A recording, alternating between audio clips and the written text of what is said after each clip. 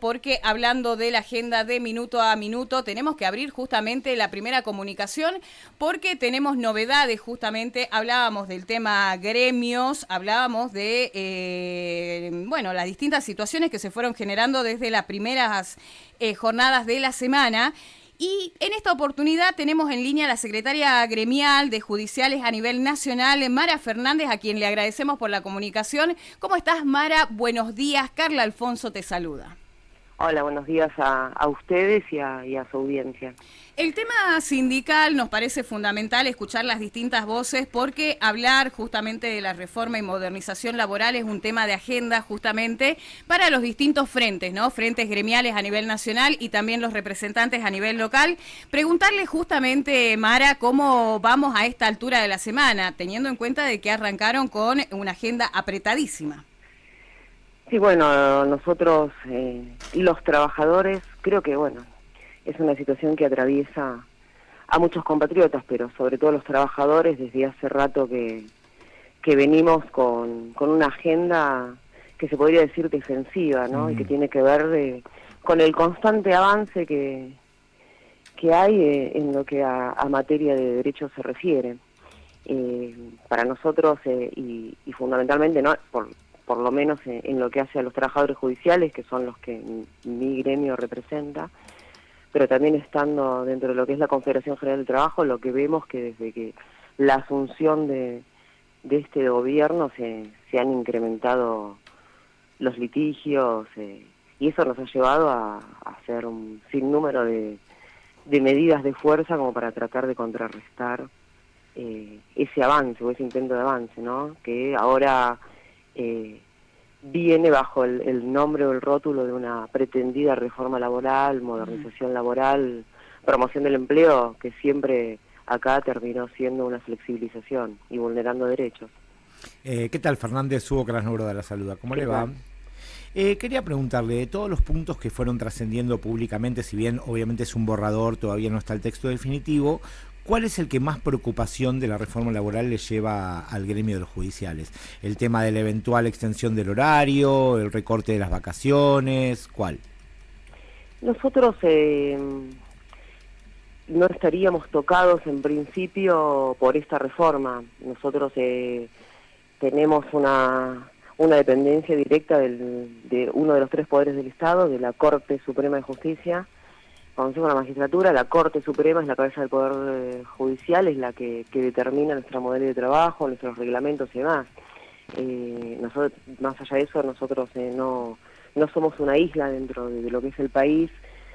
Como señalé antes, estamos dentro de lo que es la Confederación General del Trabajo y además este tipo de reformas también terminan impactando en la justicia porque generan una mayor litigiosidad, ya lo hemos visto. De hecho, ya hubo un intento de reforma judicial cuando se planteó la ley bases, con el decreto 70/23, que por ejemplo fue frenado en la Justicia Nacional del Trabajo y tachado de inconstitucional, por no respetar la progresividad de los derechos que dice nuestra Constitución Nacional. Entonces, más allá de que a nosotros no nos tocaría que se pretenda modificar la ley de contrato de trabajo con la ampliación de la jornada, la flexibilización de los convenios colectivos, indemnizaciones bajo la modalidad de ahora 12, que parece la promoción de las cuotas, o nuevas reglas en cuanto a lo que es la movilidad de los trabajadores, la disciplina, los cambios en la negociación salarial y demás. Sí nos repercute como trabajadores de la justicia en cuanto a esto que decía, a una mayor litigiosidad, que acá siempre se disfraza cuando no se cumplen con las normas y el trabajador tiene que ir a tribunales con la industria del juicio, como si alguien fuese a tribunales por gusto y no porque realmente necesita que se garanticen sus derechos, ¿no? O sea, la gran industria del juicio de la que siempre se habla para bajarle el precio al fuero del trabajo tiene que ver con el grado enorme de informalidad que ya hay en el país. Y con esta flexibilización posiblemente esos índices que son alarmantes de trabajo precarizado se agraven. Le hago una pregunta. Mucho se habló la semana pasada, a fin de semana se normalizó el nuevo triunvirato de la CGT, y mucho se discutía de una CGT dialoguista versus una CGT combativa, hasta qué punto la CGT va a plantarse contra la reforma laboral. ¿Usted imagina en el corto plazo alguna convocatoria a un paro o a una movilización importante, o por ahora van a ser solo críticas de los gremialistas en los medios nada más?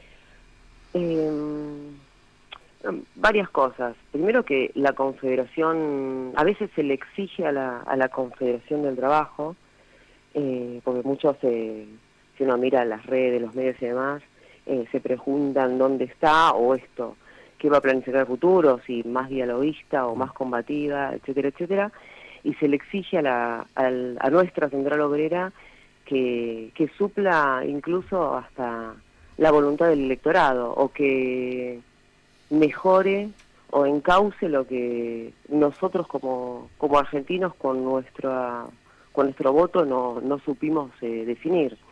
La Confederación Nacional del Trabajo no es gobierno. La Confederación Nacional del Trabajo está para representar los intereses de los trabajadores, y esto que yo decía, por ejemplo, de frenar la reforma laboral contenida en la Ley Bases, en el decreto 70/23, fue frenado en la justicia por una acción que presentó la Confederación General del Trabajo. Es verdad. Y así pasó también cuando se quiso desvirtuar lo que es el derecho de huelga mediante otro decreto, porque este gobierno viene tratando de gobernar por decreto. Cuando se puso en tela de juicio el día del empleado público, del trabajador estatal, y así lo hicieron cada uno de los gremios al amparo de lo que es la Confederación del Trabajo, para garantizar los derechos de cada uno de su sector.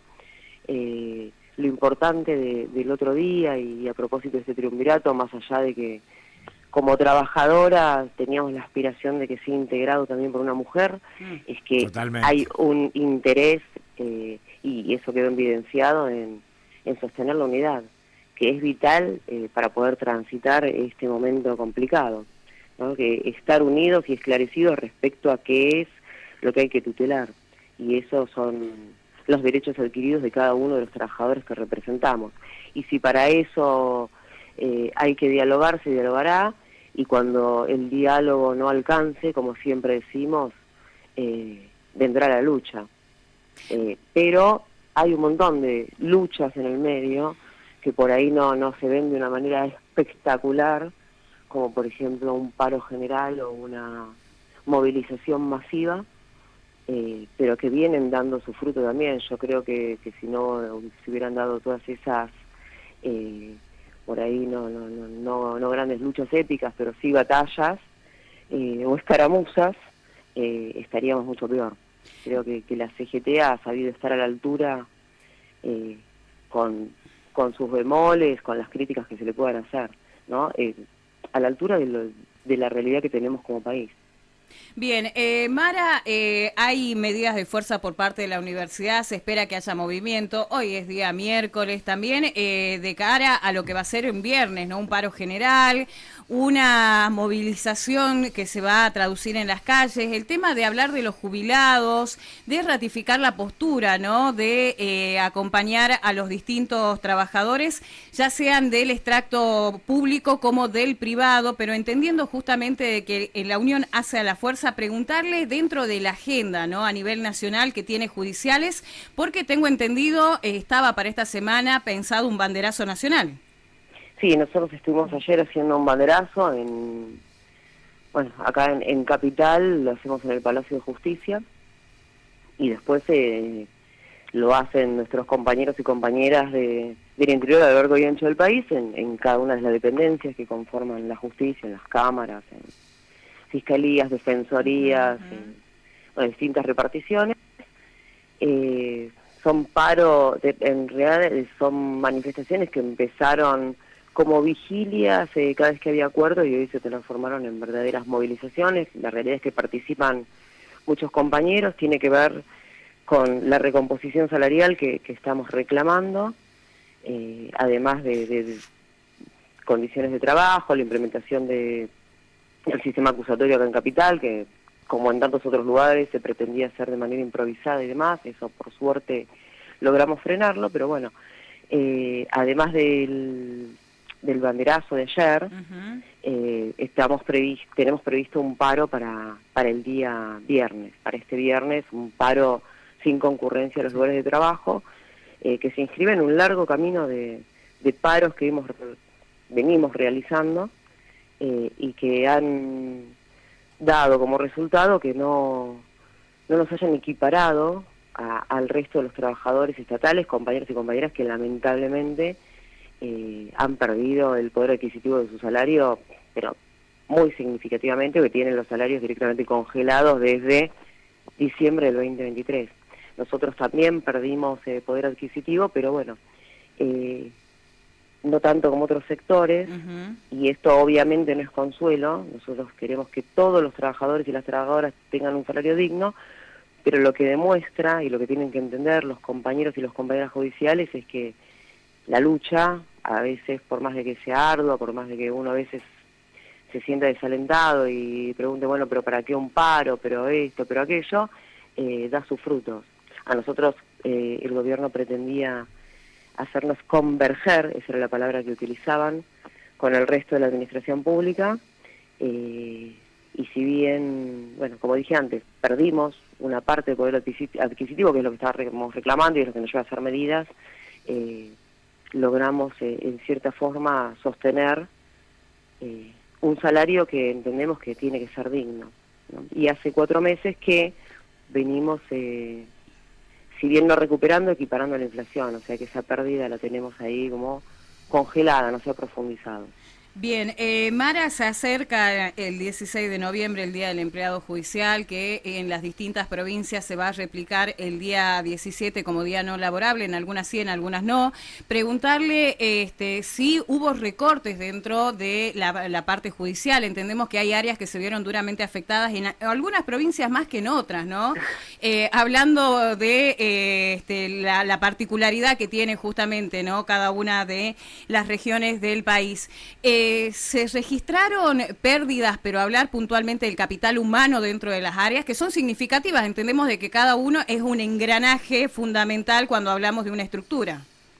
Sí, nosotros en lo que es la justicia nacional y federal, y los ministerios públicos comprendidos también dentro de eso, ya sea el Ministerio Público Fiscal o el Ministerio Público de Defensa, no hemos tenido baja de compañeros y compañeras. No ha habido despidos.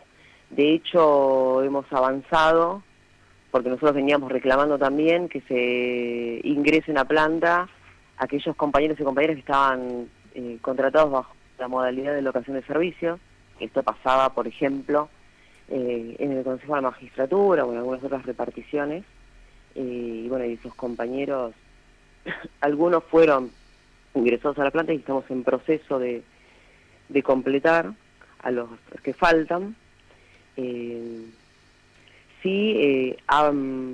Por ahí ha habido bajas en lo que tiene que ver con las justicias provinciales, que tienen una relación directa con la gobernación de cada una de las provincias.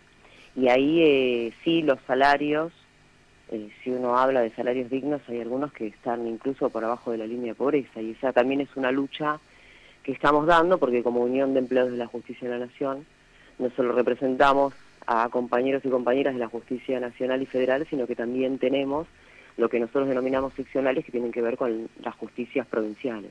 Y sí, hay compañeros que vienen dando una lucha ardua, dura, y que, como dije antes, enfrentan salarios de hambre, amedrentamientos para no llevar adelante medidas de fuerza, y bueno, y hay compañeros que han perdido su puesto de trabajo, obviamente. Hay gobernadores que se han hecho eco del sistema de motosierra. Una última por mi parte, por lo menos. Hace muy poquito hubo un comunicado de jueces federales advirtiendo, digamos, la urgente, digamos, que se completen los juzgados. Hay, si no me equivoco, 7 juzgados federales todavía que están vacantes. Le pregunto, ¿qué falta para que eso se pueda completar? Porque eso lo que hace es una justicia todavía más lenta y todavía más ineficiente, ¿no? Sí, falta voluntad política, evidentemente, o interés de que uno de los 3 poderes del Estado, que es independiente, que tiene la función importantísima de controlar las otras 2 funciones, La realidad es que al día de hoy estamos funcionando con un 40% de justicia subrogada. Increíble. La falta de jueces es algo que lo padecen todos los fueros sin excepción.